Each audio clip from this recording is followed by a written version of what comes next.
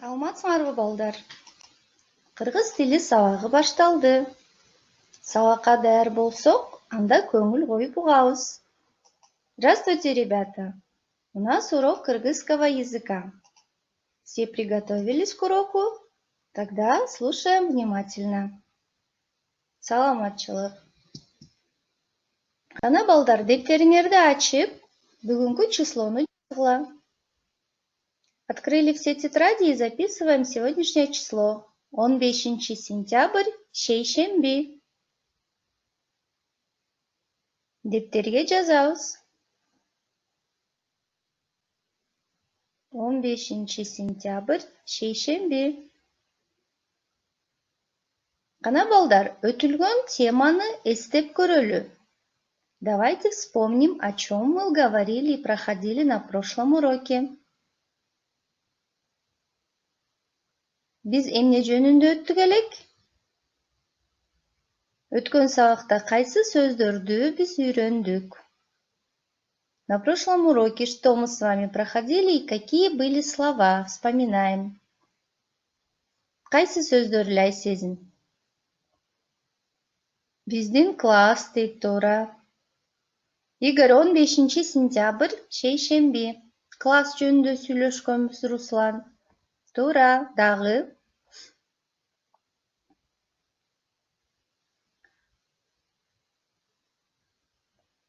Бул эмнени көрсөтүп турат? Бул эмне? Кана эстегиле, балдар. Отургуч — это не было новым словом. У нас были новые слова. Какие?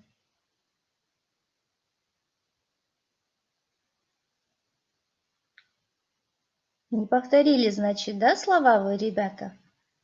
Дубал, Ева вспомнила, правильно.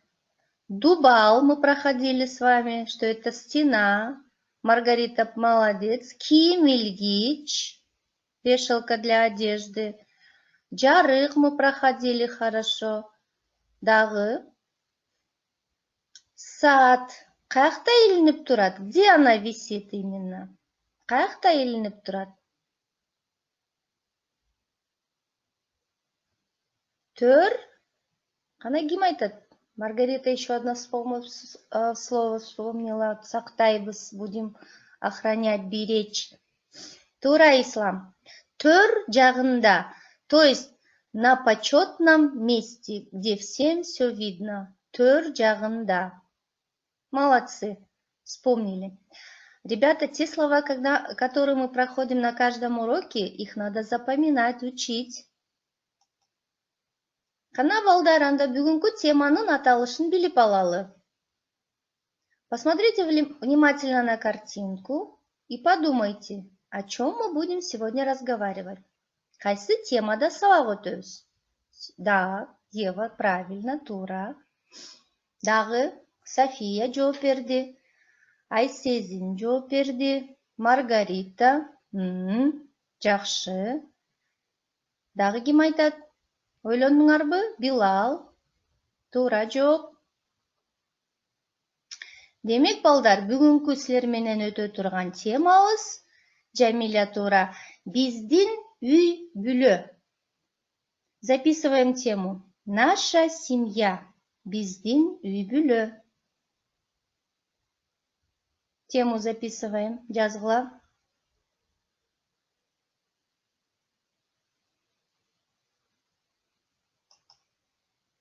Эми, балдар, бүгүн сабакта жаңы сөздөр менен таанышабыз.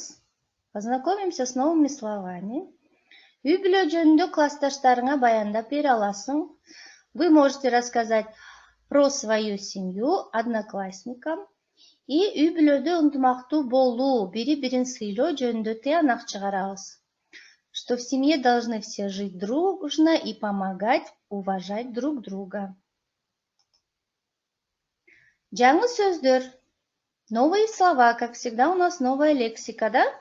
Записываем словарь тетради. Сөздүк дептерге жазгыла. Открыли словари, пишем слова. Карындашым, сиңдим, сыйлайбыз, бактылуу тууган. Карындашым. Карындашым.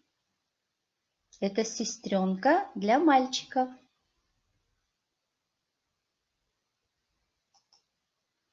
Сиңдим. Сиңдим. Это сестренка для девочек. Да, Бектур, записываем, жазгыла. Слова обязательно вы пишите в словарных тетрадях. Сыйлайбыз. Сыйлайбыз. Уважаем.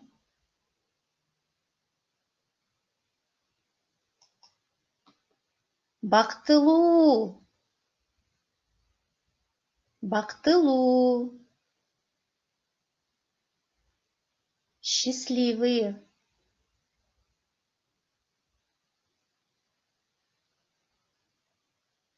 Айлин, в конце, когда еще раз просмотрите, запишите. Туғандар. Туғандар. Родственники. Туғандар.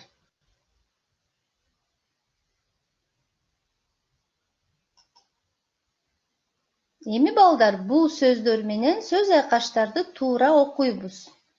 Правильно выговариваю каждую буковку, читайте все за мной. Повторяйте. Менин карындашым. Сиңдим сулуу.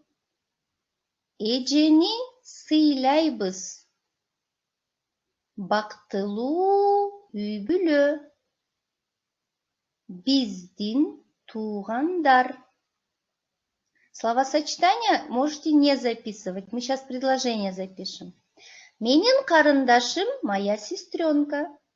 Сиңдим сулуу. Сестренка красивая. Эжени сыйлайбыз. Уважаем сестру, или в данном случае можно сказать еще учителя. Бактылуу үй бүлө. Счастливая семья. Каныкей нет, не пишем. Биздин туғандар. Наши родственники. Сүйлөмдөрдү толуктайбыз. Теперь, ребята, в этом задании вы записываете 2 предложения в тетрадь. Вместо точек вы должны правильно поставить слова по смыслу. Менин бала бакчага барат. Писать, да, София. 2 предложения пишем. Менин турай сезим. Вот они, слова для вставки. Менин. Кто же идет в детский сад?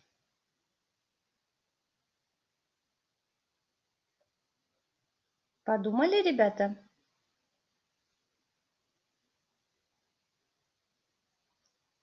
Далее второе. Кичинекей Адылхан тура шахматка кызыгат.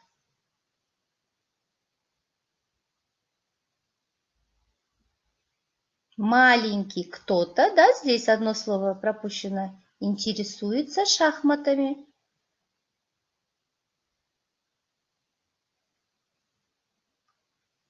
Кана ким жооп берет дагы? Ким айтат? Кичинекей ким? Асия туура. Алибек жооп берди. Адылхан жок. Неправильно, Адылхан. Кичинекей маленький, значит. Или маленькая.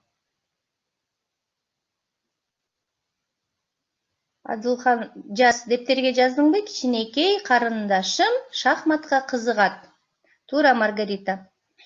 Üçüncüsü. Третье предложение. Айылдан кече келишти. Из села вчера приехали. И кто же приехал?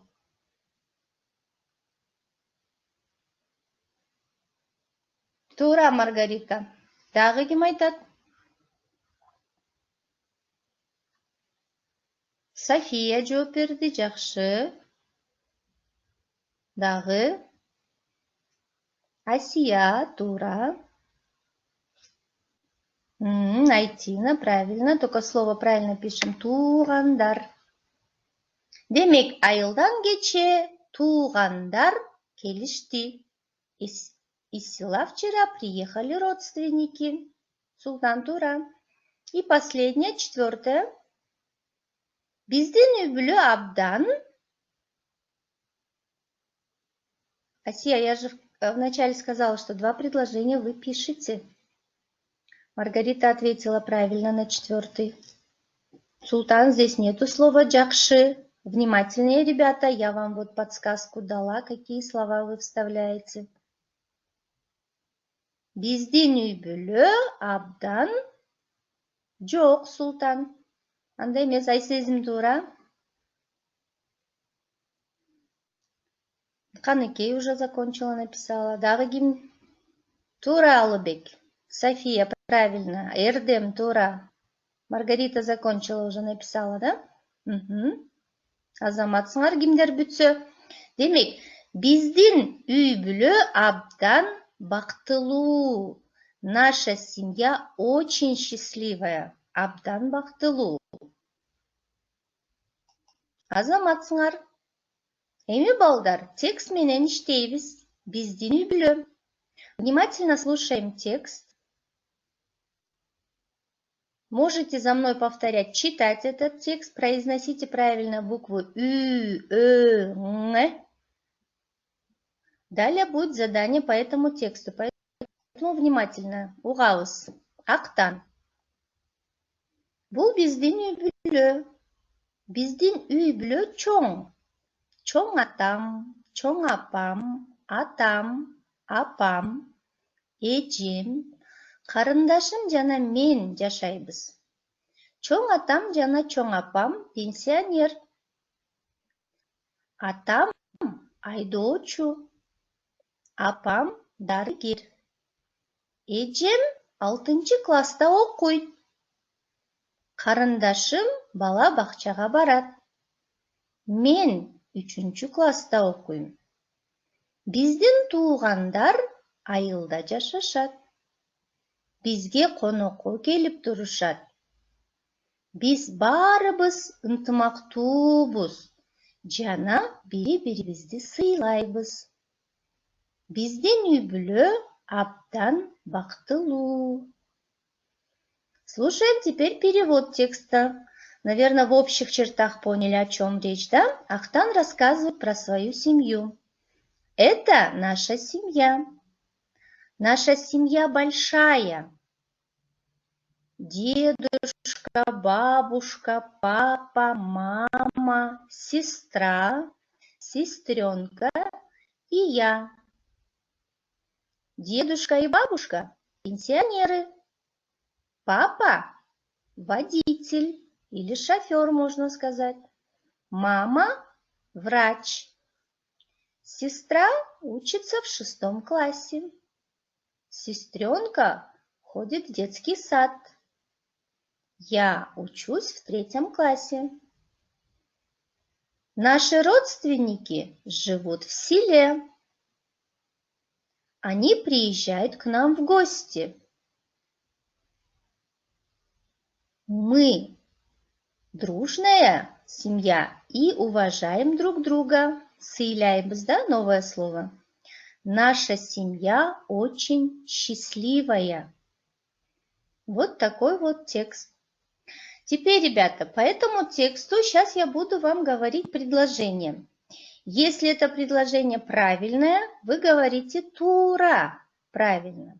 Если неправильно, вы говорите «ката», то есть ошибка. Если вы готовы, тогда начнем.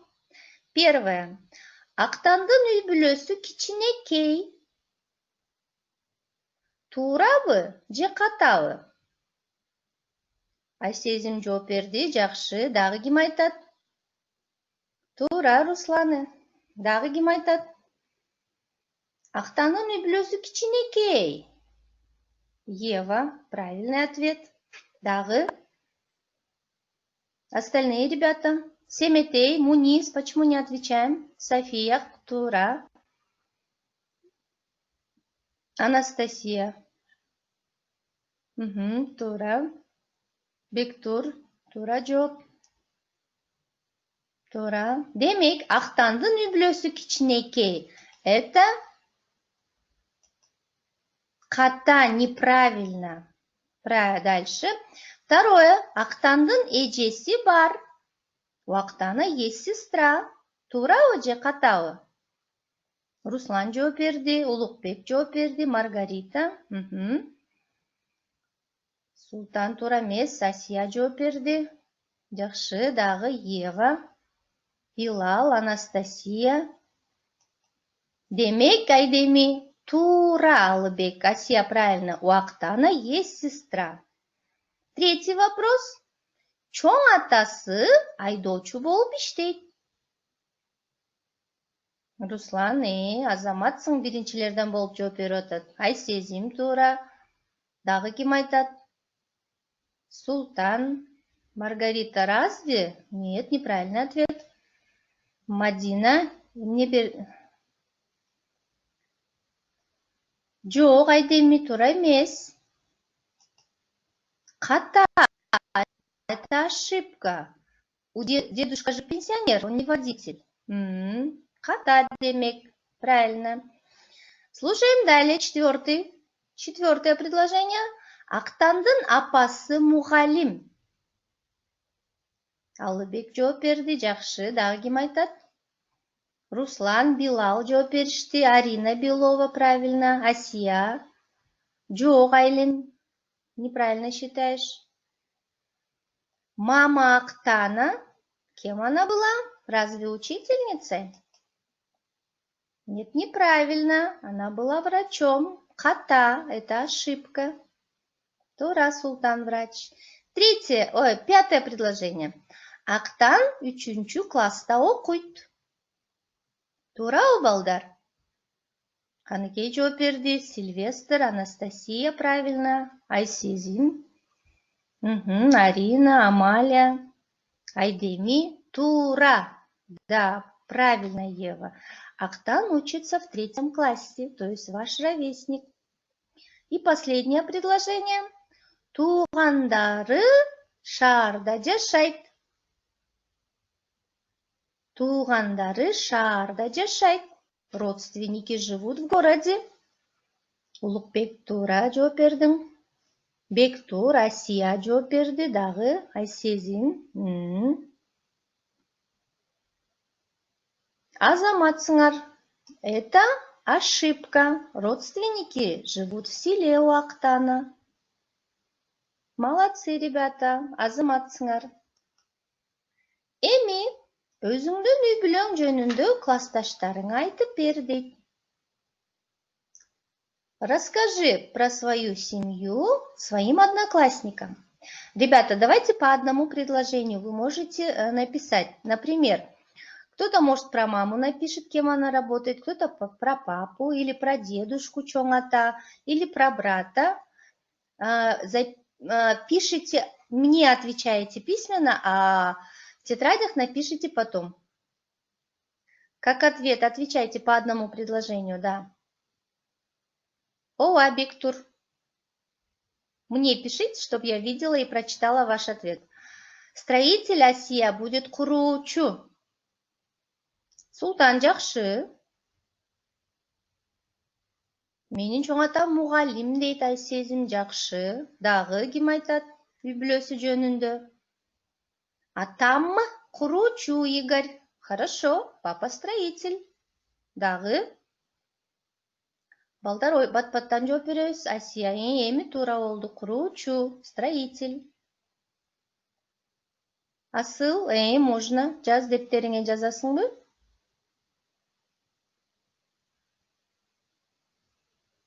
Менин атам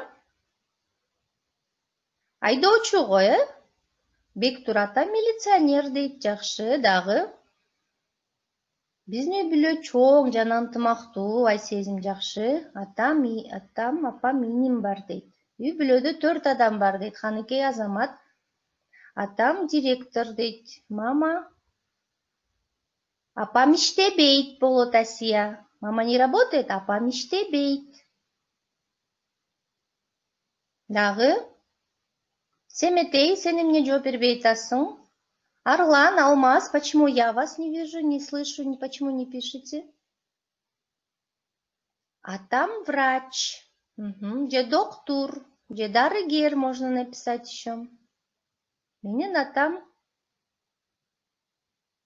фитнес борборунун чоңу болот. Тура. Жақсы, азаматсыңар. Это задание вы потом дома еще доделаете. Теперь, ребята, запишите пословицу. Улууга урмат, кичүүгө ызат. Это значит старшим уважение, почет. Младших мы тоже не обижаем, да? Младших, маленьких мы тоже уважаем. Записываем пословицу в тетрадь. Видите, как мы старших уважаем? Переводим через дорогу, помогаем им с тяжелыми сумками, да? Улууга урмат, Өмүрбек атам куруучу. Строитель – это куруучу. Мы во 2 классе с вами профессии, ребята, проходили. Улууга урмат, кичүүгө ызат. Пословица.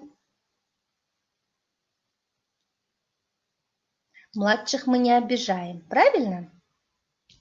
А если младшие не слушаются, они же еще маленькие, не все понимают, Алмаз. Надо с ними дружелюбно приласкать, да? Кейинки сабакта эмне кызыктуу болду? Что было интересно на уроке? Смотрите, ребята, у вас есть готовый шаблон. Вы ставите, что было интересно для вас. Или текст, или көнүгүү, или предложение. И потому что, почему именно это, вы должны обосновать то, что вы говорите. Например, сабакта көнүгүү кызыктуу болду. Анткени мен аны өзүм жаздым. Все, Ева ответила. Все было интересно. Дагы ким айтат? Айлин. Кыргызча все деген кандай эле? Бардыгы, да? Бардыгы кызыктуу болду.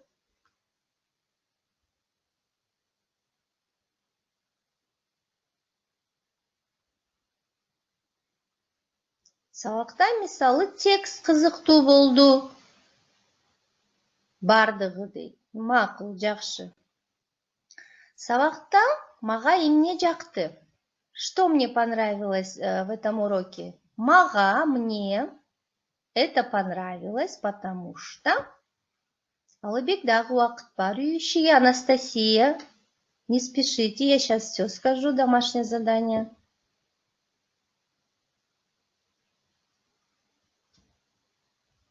Слова дейт. Сөздөр жакты, новые слова, которые вы сегодня разучили, да? Салман дейт. Текст жакты дейт Маргарита. Сөздөр жакты Асия. Сөздөр. Мага абдан текст үй-бүлө жөнүндө жакты. Айсезим, жакшы, азаматсыңар.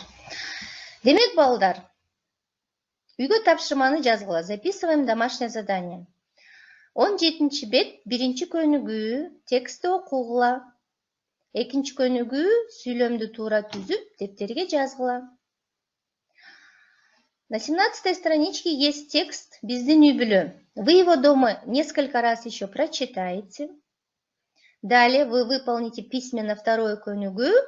Составить нужно правильное предложение и записать в тетрадь. Ребята, вы не все отправляете задания на WhatsApp. Пожалуйста, домашнее задание вы отправляете по WhatsApp. И новые слова, которые мы сегодня выучили, разучили, то есть написали в словарных тетрадях, это надо выучить, запомнить. Бары түшүнүктүү болду, балдар? Все записали, всем все понятно.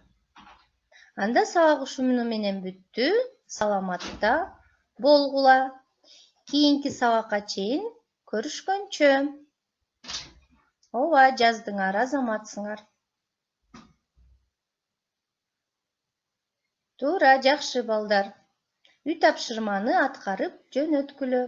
Домашнее задание не забываем выполнять, ребята.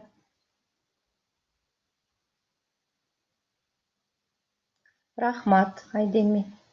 Көрүшкөнчө. Саламатта болгула. До свидания. Будет жакшы калыңыз.